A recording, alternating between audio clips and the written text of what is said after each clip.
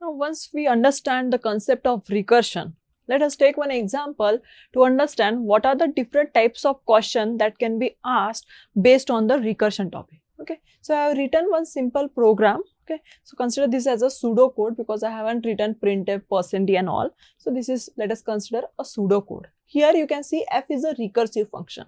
The function f is calling function itself, so it is a recursive function. Okay. The first question that can be asked based on this program is, what will be the output of a program if I call the function f of 2? What will be the output of a program if I call the function f of 2 from main? Okay. Now output is nothing but what values will get printed. So here, for applying the tree method, we are basically going to concentrate on these three statements. Okay. So first statement is f of n minus 1. Second is print n. And third is again f of n minus 1.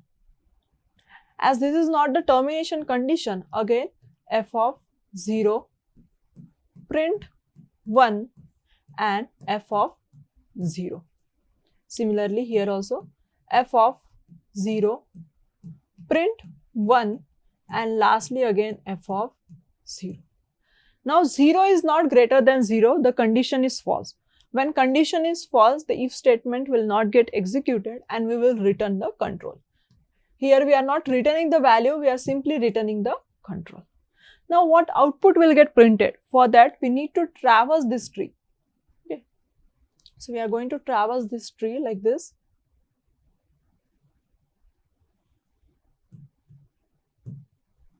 So whenever I get the print statement, I am going to print the output. So I am traversing from this side. The first print statement I got is print 1. Then I am traversing like this. Second print statement is 2. And lastly, the third print statement is 1. Therefore, the output of this program is 1, 2, 1. That is the first type of question that can be asked based on the recursion concept. That is the output of a program when f of 2 is called from main. Now see what is the second type of question that can be asked based on the same program. How many number of function calls will be there if I call f of 2? How many number of or how many total number of calls will be there, function calls will be there if I call f of 2? Now see, if you remember the previous question, the tree is like this. So total number of function call is 1, 2, 3, 4, 5, 6 and 7. Okay. So for f of 2, you can draw the tree and you can simply say that number of function call, total number of function calls are 7. But what if it is f of 10? We are not going to draw the tree for f of 10 because it will be very time consuming and your tree will be very big, because generally they will provide you the small notepad. Okay. So on that notepad, if you draw the tree for f of 10, it will be very big tree and it will be very time consuming. So what we are going to do, see, I am drawing one table where I am going to generalize these things. N and f of n. N will denote the value of n and f of n will indicate the number of function call. If the value of n is 1, okay, 1 is greater than 0, so total number of function calls are 3. If the value is 2, the total number of function call is 7.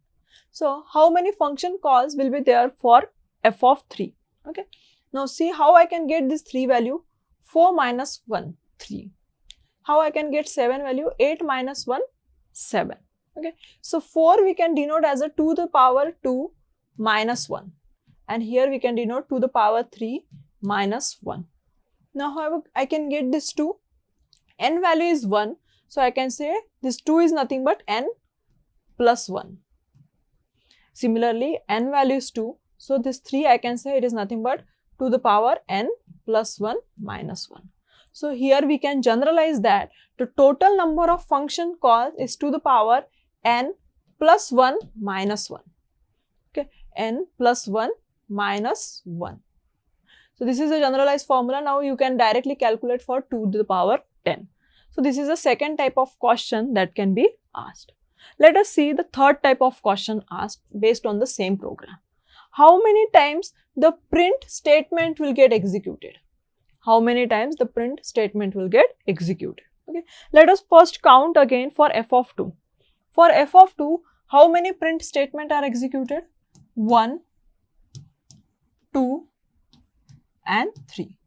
Okay, again I am drawing this table to generalize the thing. For 2, number of print statement executed is 3. When f of 1, the number of print statement executed is 1. Okay, I am denoting it by P of n, that is print statement executed. Now for 3, how many times the print statement will get executed? How I can get this value 3? 4 minus 1. How I can get this value 1? 2 minus 1. Now to get the 4 is to the power 2 minus 1. To the power 1 minus 1.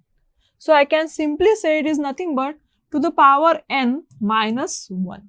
So total number of print statement executed is given by to the power n minus 1. So this is a generalized statement like this.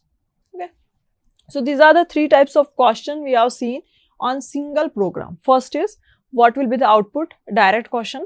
Second is how many number of times or what will be the total number of function calls for a particular function, that is f of 2 or f of 3. And third is how many number of time print statement get executed for particular value, f of 3 or f of 4. Okay, you can generalize this or you can simply draw the tree and from that you can conclude. Okay, now see, in this program I have done a slight modification. In previous example we have n minus 1. Now in this example what I did is minus minus n minus minus n. Now when there is a pre-decrement or pre-increment, what happens is first we have to increment or decrement the particular argument and then we have to pass it to the function. Okay, let us take again the same example, that is f of 2. But this time first we have to decrement the n value. So n value will be decremented to 1. Okay, and then we are having the print statement. Now as we have decremented the n value become 1. Okay, so now see, this will be on a stack. On stack the value is 2. I have decremented it to 1. Okay, next time again the value of n will get decremented and it will become 0. Okay, so if you remember, this is not the case for your previous example. So therefore this time the output will be something different than what we got in the previous case. When I am saying minus minus n means the value of n will get updated. Okay, so from 2 it become 1 and then 0. From 1 it becomes 0 and then minus 1. This is a termination condition. We have to return the control. So only control will get. Once you draw the tree, we have to traverse it to find out the output. So this is how we are going to traverse the tree. The first print statement I got is for 0. So first value will be printed as 0. Second print is 1. So next output printed is 1. So for this the output is 0, 1. Whereas if you remember in previous case we got the output 1 to 1. Even if you see the number of function calls here, total number of function calls here are 5. Whereas in previous case it is 7. Total number of time the print statement get executed here is 2. In previous case it is 3. So because of this it will change. Whether it is n minus 1 or minus minus n. Minus minus n means first decrement the n, then pass as an argument. So if n is 2, first it will get decremented to 1 and then it will be passed as an argument. Whereas when I am writing n minus 1 means n value will remain 2 as it is. So only subtraction is there. Okay. When I am writing minus minus n, it is equivalent to n equals to n minus 1. Means this value will be assigned to n. Whereas when I am writing n minus 1, the value of n will not get modified. It will remain as it is.